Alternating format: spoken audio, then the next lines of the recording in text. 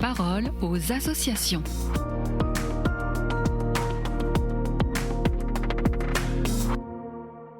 Bienvenue dans la parole aux associations. Aujourd'hui, je suis avec Florence Gros, la directrice de la fondation OCH, l'Office chrétien des personnes handicapées. Alors bonjour Florence, aujourd'hui vous souhaitez nous parler du handicap et de l'emploi. On vous écoute.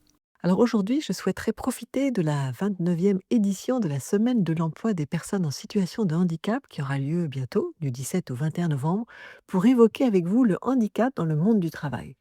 Savez-vous que le taux de chômage des personnes handicapées est de 12%? C'est bien supérieur au taux de chômage général en France. Les entreprises sont mal formées au handicap et il y a beaucoup trop de craintes. Alors est-ce qu'il y a des études qui aideraient les entreprises à oser embaucher des travailleurs handicapés?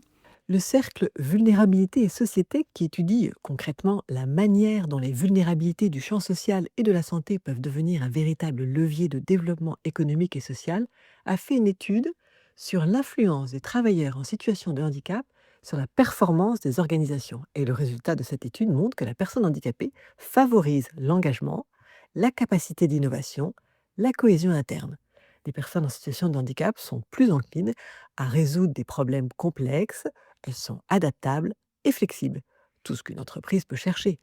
Et cela est trop peu connu, alors les freins persistent par méconnaissance et aussi parfois par indifférence. Mais s'adapter au handicap pour une entreprise, est-ce que c'est si complexe?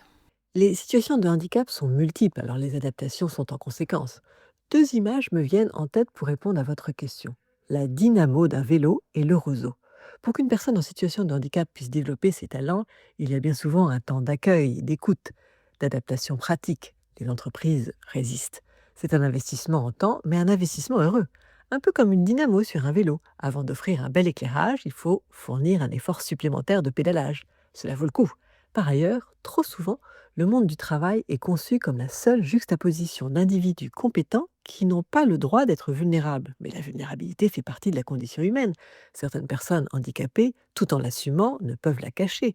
Les entreprises craignent la vulnérabilité alors qu'on sait que assumer les vulnérabilités donne de belles perspectives. J'en viens à ma deuxième image. Souvenez-vous du chêne et du roseau dans les fables de La Fontaine. Le roseau, l'arbre faible et souple de La Fontaine, plie, mais ne rompt pas sous les vents violents. Alors que le chêne, symbole de force, est déraciné, il n'a pas su s'adapter à toutes les adversités de la nature. La personne en situation de handicap ne serait-elle pas un peu ce roseau capable de s'adapter à toutes les situations? Le roseau embellit la nature.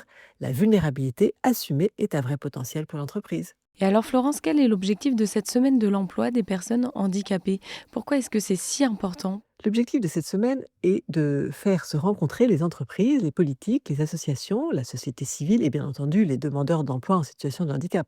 Pour les associations organisatrices, cette semaine est l'occasion de s'interroger sur les différents dispositifs mis en place pour faciliter l'insertion professionnelle de ces personnes en participant à des débats ou conférences, et puis aussi de profiter des actions concrètes de recrutement. Un peu partout en France seront organisées des rencontres entre entreprises et demandeurs d'emploi. Favoriser l'emploi des personnes handicapées est un devoir de justice, mais aussi une chance que les entreprises vont, je l'espère, découvrir. Je vous assure que handicap et performance économique peuvent faire bon ménage. Cette semaine est donc aussi importante pour les demandeurs d'emploi que pour les entreprises qui ont besoin de ces rencontres pour faire tomber leurs craintes et répondre à des cris comme celui de cette femme avec un handicap menteur rencontrée dans un colloque. J'en ai marre de la charité. Ce que je veux, c'est qu'on me donne les moyens de me battre à armes égales en accédant à l'emploi. Je vous invite donc à participer à cette semaine européenne pour l'emploi des personnes handicapées. Osez!